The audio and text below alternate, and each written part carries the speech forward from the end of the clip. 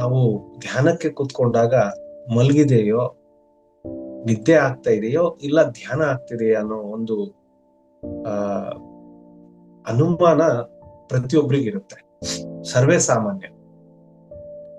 ಯಾಕೆಂದ್ರೆ ಆ ನಾವು ಡೆಪ್ತ್ ಹೋದ ತಕ್ಷಣ ಅವರು ನಿದ್ದೆ ಅನ್ಕೊಂತಾರೆ. ಆದ್ರೆ ಇಲ್ಲಿ ನಿದ್ರೆ ಬೇರೆ, ಯೋಗ ನಿದ್ರೆ ಬೇರೆ. ಧ್ಯಾನದಲ್ಲಿ ಆಗೋದು ಯೋಗ ನಿದ್ರೆ, ನಾವು ದಿನನಿತ್ಯ ರಾತ್ರಿ ಮಲಗೋದು ನಿದ್ರೆ. ಧ್ಯಾನದಲ್ಲಿ ಆದ ನಿದ್ರೆ ಕೂಡ ಒಳ್ಳೇದೆ, ಅದಕ್ಕೆ ಯೋಗ ನಿದ್ರೆ ಅಂತ. ನೋಡಿ, 10 ನಿಮಿಷ ನಾವು ಕುತ್ಕೊಂಡು ಕಣ್ಣು ಮುಚ್ಚಿರ್ತೀವಿ, ಗಾಢವಾಗಿ ಅಂದ್ರೆ ಡೆಪ್ತ್ ಆಗಿ.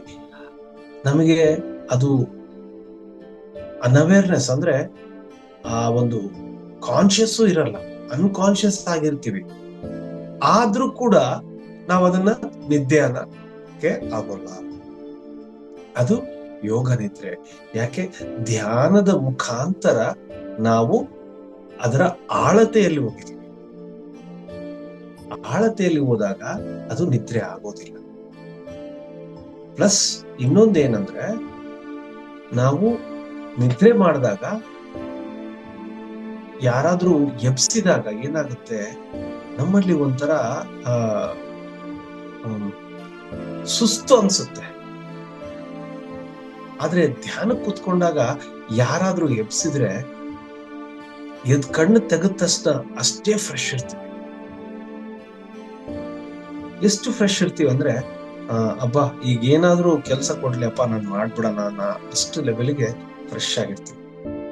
ಯಾಕೆಂದ್ರೆ ಅದಕ್ಕೆ ನಮ್ಮ ಹಿರಿಯ ಗುರುಗಳೆಲ್ಲ ಅದಕ್ಕೆ ಯೋಗ ನಿದ್ರೆ ಅಂತೇಳಿ ಇಟ್ಟಿದ್ರು. ಅಂದ್ರೆ ಧ್ಯಾನ ಒಂದು ಯೋಗದ ಒಂದು ಭಾಗ. ಆ ಯೋಗದ ಒಂದು ಭಾಗ ಧ್ಯಾನ ಆಗಿರೋ ಕಾರಣ ಅದಕ್ಕೆ ಆ ಧ್ಯಾನದಿಂದ ನಾವು ಆ ನಿದ್ರೆಗೆ ಒಳಗಾಗಿರೋದಕ್ಕೆ ಯೋಗ ನಿದ್ರೆ ಅಂತೇಳಿ ಇಟ್ರು. ಅದು ನಿದ್ರೆ ಆದ್ರೂ ಅದು ಬಹಳ ಒಳ್ಳೇದು. ಹಾಗಾದ್ರೆ ಅದೇ ನಿದ್ರೆ ಮಾಡ್ಕೊಂತ ಇದ್ಬಿಡ್ತೀವಿ ಬಿಡ್ರಿ ಸರ್ ನಾವು ಅಂತ ಅನ್ಕೋಬೇಡಿ. ಅದು ಪ್ರತಿ ಸಲ ಬರೋಲ್ಲ. ಸ್ಟಾರ್ಟರ್ಸ್ಗೆ ಮತ್ತು ಮೊದಲಿಗೆ ಧ್ಯಾನ ಮಾಡೋರಿಗೆ ಅದು ಜರಕ್ ಬಂದು ನಿದ್ದೆ ಬರೋದು ಆ ತರ ಆಗುತ್ತೆ. ಅದಾದ ನಂತರ ಧ್ಯಾನ ಕ್ರಮೇಣವಾಗಿ ಅಭ್ಯಾಸ ಆದ ನಂತರ ಆ ನಿದ್ರೆ ದೂರವಾಗಿ ನಿಮ್ಮಲ್ಲಿ ಜಾಗೃತ ಸ್ಥಿತಿ ಬರುತ್ತೆ. ಕಾನ್ಶಿಯಸ್ ಆಗಿ ಚೈತನ್ಯ ಪೂರ್ವಕವಾಗಿ ನೀವು ಧ್ಯಾನ ಮಾಡೋದನ್ನು ಕಲಿತೀರಿ. Okay, thank you sir. Sir, ಧ್ಯಾನವನ್ನ ಮಾಡ್ಲಿಕ್ಕೆ ಸರಿಯಾದಂತ ಸಮಯ ಮತ್ತು ಎಷ್ಟು ಹೊತ್ತು ಮಾಡ್ಬೇಕು ಅನ್ನೋದು ಮಾಸ್ಟರ್ಗಳ ಒಂದು ಪ್ರಶ್ನೆ ಸರ್. ಅಂದ್ರೆ ಈಗ ಬೇರೆ ಬೇರೆ ಯೋಗ ಆದ್ರೆ ಖಾಲಿ ಹೊಟ್ಟೆ ಒಳಗೆ ಮಾಡ್ಬೇಕು, ಬೆಳಿಗ್ಗೆ ಅಥವಾ ಸಾಯಂಕಾಲ ಮಾಡ್ಬೇಕು. ಆದ್ರೆ ಈ ಧ್ಯಾನವನ್ನ ಮಾಡ್ಲಿಕ್ಕೆ ಸರಿಯಾದಂತ ಸಮಯವನ್ನು ಹೇಳಿ ಸರ್. ಎಷ್ಟೊತ್ತು ಮಾಡ್ಬೇಕು? ಮತ್ತೆ ಧ್ಯಾನ 24 ಗಂಟೆಯಲ್ಲಿ ಯಾವಾಗಾದ್ರೂ ಮಾಡ್ಲಿ ಒಳ್ಳೇದು. ಆದ್ರೆ ಅದರಲ್ಲಿನೂ ಶ್ರೇಷ್ಠವಾದ ಸಮಯ ಯಾವುದು ಅಂತಂದ್ರೆ, ಈ ಬೆಳಗಿನ ಜಾವ 3:40ರಿಂದ ಈ 6 ಗಂಟೆ ಸಮಯ ಏನಿದೆ ಅಲ್ಲ, ಬಹಳ ಶ್ರೇಷ್ಠವಾಗುತ್ತೆ. ಯಾಕೆ ಅಂದ್ರೆ ಅದು ಬ್ರಾಹ್ಮಿ ಮುಹೂರ್ತದ ಸ್ಟಾರ್ಟಿಂಗ್ ಟೈಮ್ 3:40. ಆ ಬ್ರಾಹ್ಮಿ ಮುಹೂರ್ತದಲ್ಲಿ ಯಾಕೆ ಶ್ರೇಷ್ಠವಾದದ್ದು ಅಂತ ಮತ್ತೆ ಪ್ರಶ್ನೆ ಬರುತ್ತೆ. ಯಾಕೆ ಶ್ರೇಷ್ಠವಾದದ್ದು ಅಂದ್ರೆ, ಆ 3:40 ಟೈಮಲ್ಲಿ ಸಂಪೂರ್ಣ ಜಗತ್ತು ನಿದ್ರೆ ಮಾಡ್ತಾ ಇರುತ್ತೆ. ಈವನ್ ಪ್ರಾಣಿಗಳು, ಪಕ್ಷಿಗಳು ಕೂಡ ನಿದ್ರೆ ಮಾಡ್ತಾ ಇರ್ತವೆ. ಆ ಸಮಯದಲ್ಲಿ ಎದ್ದೋಳೋದು ಸಾಧಕರು ಮಾತ್ರ. ಸಾಧಕರಾದ್ರೆ ಯಾರು? ಹಿಮಾಲಯದಲ್ಲಿ ಕೂತಿರುವ ಕೋಟ್ಯಾನುಗಟ್ಲೆ ಸಾಧಕರು, ನಾಗ ಸಾಧುಗಳು, ಯೋಗಿಗಳು, ಅವರೆಲ್ಲ ಆ 3:40ಕ್ಕೆ ಧ್ಯಾನಸ್ಥರಾಗಿರ್ತಾರೆ.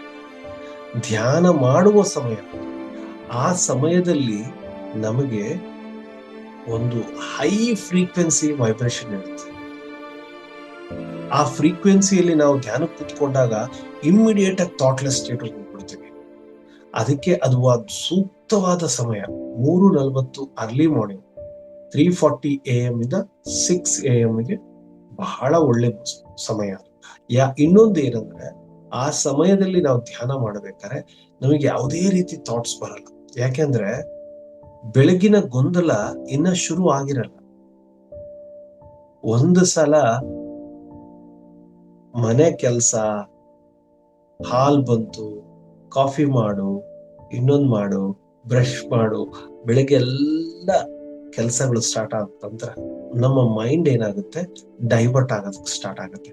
ಆದ್ರೆ ಆ 3:40 ಸಮಯದಲ್ಲಿ ಯಾವುದೇ ರೀತಿ ಡೈವರ್ಷನ್ ಇರಲ್ಲ. ಫುಲ್ ಡೀಪ್ ಫ್ರೀಕ್ವೆನ್ಸಿಯಲ್ಲಿ ಆಳವಾದ ಧ್ಯಾನದಲ್ಲಿ ಮುಳುಗೋಗ್ಬಿಡ್ತೀವಿ. ಹಾಗೆ ಒಬ್ರು ಎಷ್ಟು ಸಮಯ ಮಾಡಬೇಕು, ಮ್ಯಾಕ್ಸಿಮಮ್ಗಂತೂ ಲಿಮಿಟ್ ಇಲ್ಲ, ಎಷ್ಟಾದ್ರೂ ಸಮಯ ಮಾಡ್ಬೋದು. ಆದ್ರೆ ಮಿನಿಮಮ್ಗೆ ಅವರ ವಯಸ್ಸು ಎಷ್ಟಿರುತ್ತೋ ಅಷ್ಟು ನಿಮಿಷ ಮಾಡ್ಬೇಕು. 24 ವರ್ಷ ಇದ್ರೆ 24 ನಿಮಿಷ ಬೆಳಗ್ಗೆ, 24 ನಿಮಿಷ ರಾತ್ರಿ. ಆಮೇಲೆ ಪ್ರತಿಯೊಬ್ರು ಸ್ಟೂಡೆಂಟ್, ಎಸ್ಪೆಷಲಿ ಸ್ಟೂಡೆಂಟ್ಸ್ ಯಾರಿರ್ತಾರೆ ಎಲ್ಲರೂ ಇದನ್ನ ಅಭ್ಯಾಸ ಮಾಡ್ಕೋಬೇಕು.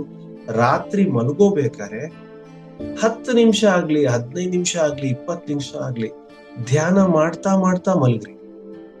ಎದ್ದ ತಕ್ಷಣ ಧ್ಯಾನ ಮಾಡಿ ಎದ್ದಾಳ್ರಿ. ಇದನ್ನ ಪ್ರಾಕ್ಟೀಸ್ ಮಾಡ್ಕೊಂಡಾಗ ಹೋಲ್ ಡೇ ನಿಮ್ಗೆ ಎನರ್ಜೆಟಿಕ್ ಆಗಿರುತ್ತೆ. ಯಾವುದೇ ರೀತಿ ನಿರ್ಧಾರ ತಗೊಳ್ಬೇಕಾದ್ರೆ ನೀವು ಹಿಂದೇಟ್ ಹಾಕಲ್ಲ. ಅದ್ಭುತವಾದ ಮಿರಾಕ್ಯುಲಸ್ ಡಿಸಿಷನ್ ತಗೊಳ್ಳೋ ಒಂದು ಕೆಪಾಸಿಟಿ ನಿಮ್ಮಲ್ಲಿ ಬರುತ್ತೆ. ಇದನ್ನ ಎಲ್ಲರೂ ಫಾಲೋ ಮಾಡ್ತಾ ಇದ್ದಾರೆ ಪಿರಮಿಡ್ ಮಾಸ್ಟರ್ಸ್. ಆದ್ರೆ ಹೊಸಬ್ರು ಯಾರು ಬಂದಿರ್ತಾರೆ ಅವರಿಗೆ ಇದು ಒಂದು ಇನ್ಫಾರ್ಮೇಶನ್. Thank you.